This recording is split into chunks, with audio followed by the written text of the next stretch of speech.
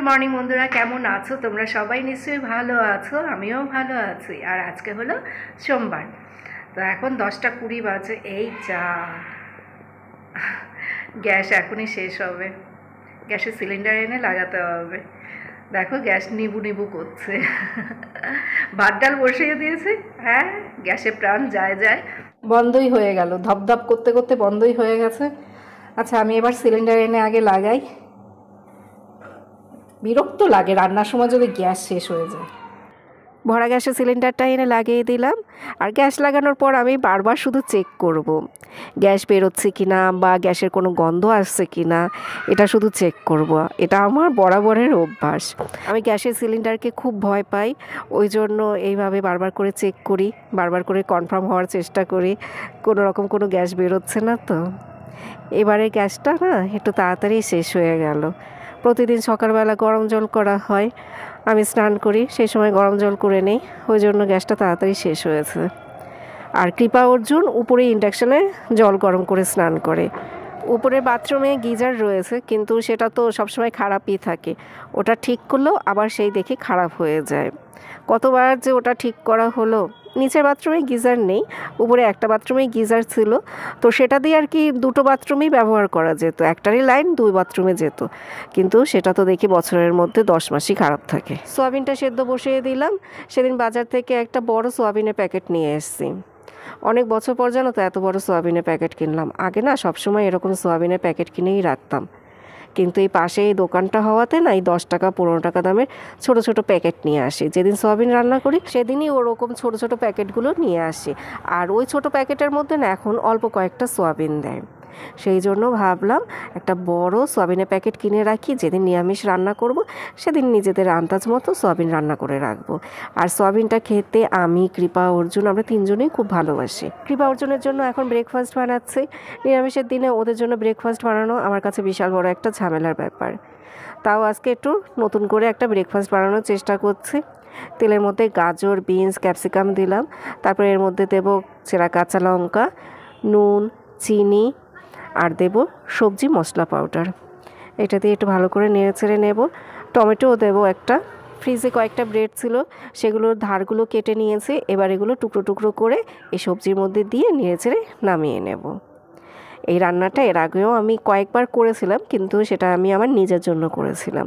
আমার ছেলে মেয়ে এই খাবারটা খেতে কিন্তু অতটা বেশি পছন্দ করে না। ফ্রিজের মধ্যে অনেক সময় বাসি ব্রেড পড়ে থাকে, তো সেগুলো আমি এরকম সবজি দিয়ে মাঝে মধ্যে খেয়ে থাকি। আমার কাছে এটা খেতে খারাপ লাগে না, ঝাল ঝাল লাগে, ভালোই লাগে খেতে। বাটার, জ্যাম, মিউনিস এগুলো তো আমি খেতে পছন্দ করি না, আমি তো এগুলো একদমই খাই না। ওই জন্য আমি ব্রেডটাকে এইভাবে খেতেই পছন্দ করি। তো এর মধ্যে নিরামিষের একটু সস দিলাম। ছেলে মেয়েকে ওটা বানিয়ে দেওয়ার পরে তো শুধু নাক ছিটকাচ্ছিল, খাবে না, কি বানিয়েছো, ভালো লাগছে না, এগুলো কি, এরকম করছে। তখনও কিন্তু খায়নি, মুখে দেয়নি, তার আগেই অনেক কথা হয়ে গেছে। তারপরে ওই মুখে দেওয়ার পরে দেখলাম একটু একটু করে পুরোটাই খেলো। আমি তো মনে করেছি সত্যি সত্যিই মনে হয় খাবে না, এবার দেখলাম যে না, পুরোটাই খেয়ে নিল। ওই টেবিলে ছিল, দুজনেই দেখলাম অর্ধেক অর্ধেক করে ভাগ করে খেয়ে নিল। এখন লুচির ময়ানটা দিয়ে রাখলাম, এই যে দেখো সন্ধ্যার সময় লুচি ভাজা হবে, সেই জন্য ময়ানটা এখন দিয়ে রাখলাম, ঢাকা দিয়ে রেখে দিই, ময়দাটা সেট হবে। সয়াবিনের তরকারি হচ্ছে, আর ডাল তো হয়ে গেছে, বেগুন ভাজা করলাম। এই দেখো বেগুন ভাজা, 4টে বেগুন ভাজা করে রাখলাম। তা আজকে এই রান্না, শুধু ডাল, সয়াবিন আর বেগুন ভাজা। তো সয়াবিন পেলে আবার কৃপা অর্জনের কিছু লাগে না, ওরা বেশ সয়াবিন দিয়ে ভাত খেতে ভালোবাসে। কষা কষা করে যদি তেল মশলা দিয়ে সয়াবিন রান্না করা হয়, তো নিরামিষের দিনে ওই সয়াবিন দিয়ে ভাত খেয়ে নেয়। আজকে তো সোমবার, সকালে একবার আমার পুজো করা হয়ে গেছে, আবার আমি ঠাকুর ঘরে যাব রান্নাবান্না সেরে, তারপর আবার ঠাকুর ঘরে যাব, বাবার মাথায় জল ঢালতে হবে সেই জন্য। তো এখানে দেখো 2 প্যাকেট ফুল রয়েছে, আর রয়েছে দুধের প্যাকেট, এগুলো সব উদয়দা দিল এই জানলাতে। এগুলো এখন আমি ঠাকুর ঘরে নিয়ে যাচ্ছি। সয়াবিনের তরকারিটা এখনও হয়নি, ওটা ঢাকা দিয়ে আমি এখন আবার জামা কাপড় পাল্টে হাত পা ধুয়ে ঠাকুর ঘরে ঢুকবো। আর ঠাকুর ঘরটা এলোমেলো হয়ে আছে, সকালবেলা ঠাকুরকে শুধু জল বাতাসা নিবেদন করে চলে এসেছি, বাকি সমস্ত কিছু ঠাকুর ঘরের মাঝখানেই দেখো পড়ে আছে। আর এগুলো হলো সব নিরামিষের বাসন। কালকে তো একাদশী ছিল, একাদশীর দিন এই বাসনে সব রান্না করেছিলাম, ওই জন্য এই বাসনগুলো সকালবেলা কলতলা থেকে ধুয়ে নিয়ে এসেছি। ওই ঠাকুরের বাসন যখন ধুয়েছিলাম তখন এই বাসনগুলোও ধুয়ে নিয়ে এসে। তো এগুলো আবার পরে আমি বারান্দায় রেখে আসবো, আগে পুজোটা দিই, তারপরে আমি ওগুলো বারান্দায় রেখে আসবো। এই দুটো হলো আমার গোপালের সোয়েটার। তো দেখো এগুলোকে আমি একটু শুদ্ধ করে নিচ্ছি।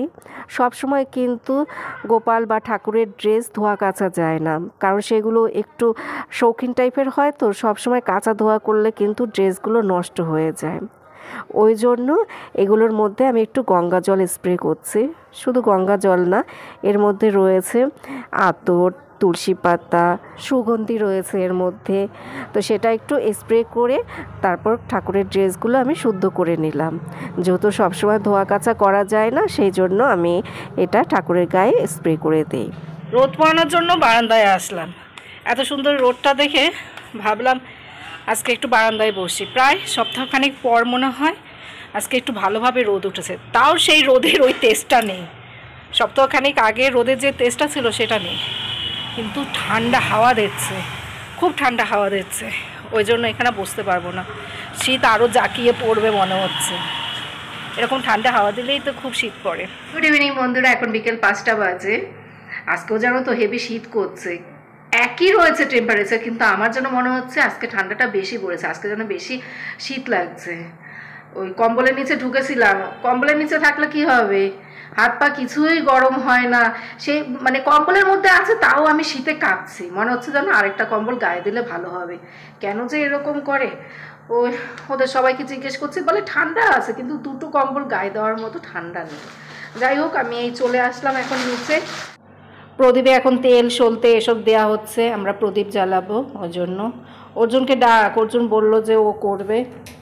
অর্জুন চলে আয়, তোকে ছাড়াই সব করে নিচ্ছি। কিন্তু আজকে রাম মন্দির উদ্বোধন হবে, ওই জন্য দেখো গেটের সামনের এই জায়গাটা ভালো করে ঝাড় দিয়ে একটু ফুল দিলাম, প্রদীপ জ্বালিয়েছি। আর সামনে যে পাপোশটা দেখতে পাচ্ছ, ওটা কিন্তু নতুন পাপোশ। আমিও আজকে সর্বরীর মতো আমার বাড়ির উঠোন, ঘরের দরজার পাশে ভালো করে প্রদীপ ফুল সাজিয়ে রাখলাম শ্রীরামচন্দ্রের অপেক্ষায়। কৃপা অর্জুন কালকে বলেছিল আজকে ওরা বিকেলবেলা লুচি তরকারি খাবে, তো সেই জন্য আমি লুচিটা করে নিলাম এখন। আর সোয়াবিনের তরকারি দুপুরবেলা একটু বেশি করেই করেছিলাম, সোয়াবিন দিয়ে লুচি দিয়ে ওরা খেয়ে নেবে। ছেলে মেয়ে দুজনেই বেরিয়ে গেল ওর বাবার সাথে। অর্জুন গেল ম্যামের বাড়িতে, আর কৃপা গেল ফর্ম ফিল আপ করতে। কৃপার সেই জয়েন্টে বসবে, সেই ফর্ম ফিল আপ করতে হবে, সেখানে গেল ওর বাবার সাথে, অশোকনগরে গেছে। তো ওরা বেরিয়ে যাওয়ার পরই আমি পুজোতে বসলাম। এখন এই পুজো দেব। ঠাকুরের জন্য আজকে 5 রকমের মিষ্টি আনা হয়েছে। এই দেখো, আজকে ঠাকুরের কাছে 5 রকমের মিষ্টি নিবেদন করব। আজকে তো একটা আনন্দের দিন, ওই জন্য ঠাকুরকে এই 5 রকমের মিষ্টি নিবেদন করছি। রাধা মাধবের পুজোটা হয়ে গেল। ওই যে দেখো রাধা মাধব এখন ঘুমাচ্ছে, লাইটটা অফ করে দিই। এবার আমি রান্নাঘরের কাজকর্মগুলো করি। ওরা তো 3 জন চলে গেল। এবার টেবিলের দেখো কি অবস্থা করে রেখে সবাই চলে গেছে। ওই সবাই একটু এটা ওটা খাচ্ছিল। এই দেখো মুহূর্তের মধ্যে টেবিলটা কি হয়ে গেল, কত কিছু আছে টেবিলের উপরে, রং তুলিও পাবে। এখানে একটুখানি আলপনা মতো দিয়েছিল, তো ওই জন্য সমস্ত তুলিগুলোকে বার করেছে কৃপা অর্জুন। এগুলোকে এখন জায়গায় আমার রেখে দিতে হবে। আমার বর দেখো 1 বাক্স ভর্তি ক্রিম রোল নিয়ে আসছে। আমি এগুলো ভয়ে আনি না, এগুলো তো আমারও খাওয়া ঠিক না, আমার বরেরও খাওয়া ঠিক না। আমার বর এখানে বসে বসে 1খানা খেয়ে গেছে, এই 5খানা আছে, 6খানা নিয়ে আসছে। আমিও খাবো এখন 1খানা, এই জন্যই তো আনি না, দেখলেই তো খেতে ইচ্ছে করে, ওই জন্যই তো নিয়ে আসি না। তো আমি এগুলো একটু ঠিকঠাক করি। হ্যাঁ, রাতের বেলা ভাত রান্না করতে হবে কিনা দেখতে হবে। যদি দেখি ভাত কম রয়েছে তাহলে ভাতটা বসিয়ে দেব। আগেই কাচের বাসনগুলো আমি আলমারিতে রেখে আসি। সেদিন এই কাচের থালাগুলো বের করেছিলাম, এগুলো রাখা হয়নি, এগুলো আগে তুলে রেখে আসি। এই যে এগুলো এখন রেখে দেই আলমারিতে।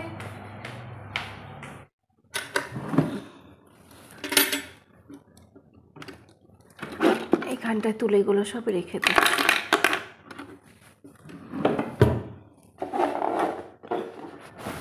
আজকে খুব ইচ্ছে করছিল অযোধ্যায় গিয়ে রামলালাকে দর্শন করতে।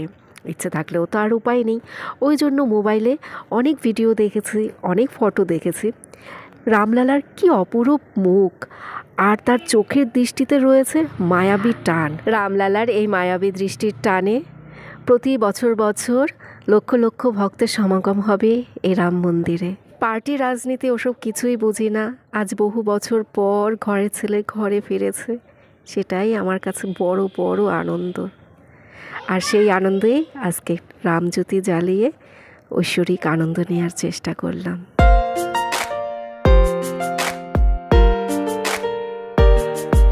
শাড়ি, সায়া, ব্লাউজ এগুলো ভাঁজ করে আলমারিতে রেখে দেব। এগুলো আর ধোয়া কাচা করতে হবে না, এটা পরে শুধু পুজোই দিয়েছি, এটা নষ্ট হয়নি, মানে কোনো এঁটোকাটা কিছুই লাগেনি, সেই জন্য এটা আর কাচা ধোয়া করব না। আবার যখন ঠাকুর পুজো দেব বা ঠাকুরের কোনো অনুষ্ঠান আসবে তখন এই শাড়ি, সায়া, ব্লাউজটা পরতে পারবো।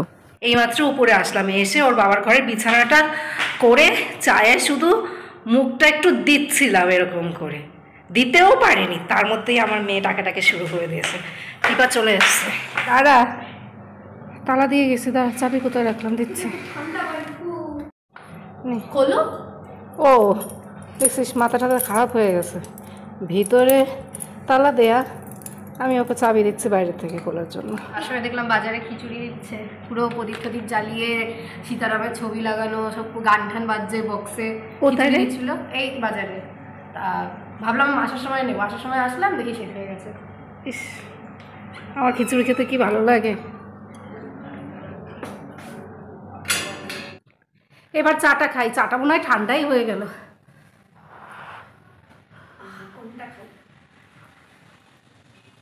না, গরম আছে।